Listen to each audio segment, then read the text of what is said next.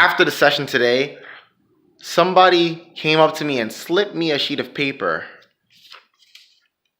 And I tried to look at it, and she was explaining to me how this was a poem that she would often think about night after night during this series.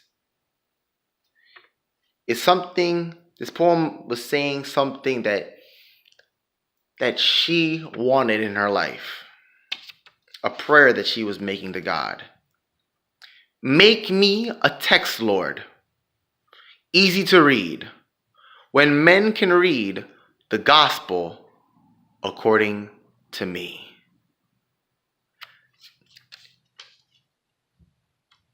It's a pretty deep concept. Make me a text, Lord. Like, make me a passage. Make me a writing of the Bible.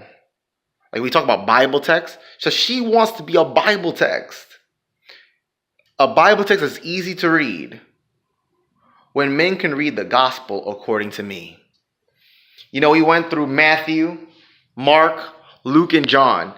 Each one of these gospels is written in the perspective of each person.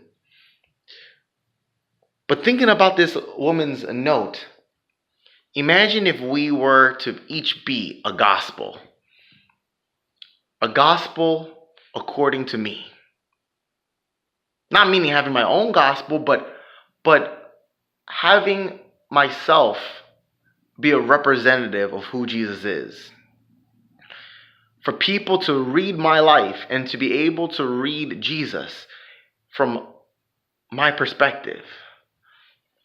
I mean, Jesus was the perfect representation of the Father. And people were able to see the Father through Jesus. Imagine if people could read the gospel through us, to be able to get the good news through us. A lot of people are not going to have a chance to go to a series like this. They're not going to be able, they may never read the gospels, but they can read our lives. And the only way that we can have a life like this is like we have according to this chapter, John chapter 15. The only way that we can have a life like that is if we're connected to the vine. Like a branch needs to be connected to the vine in order to survive, in order to bear fruit.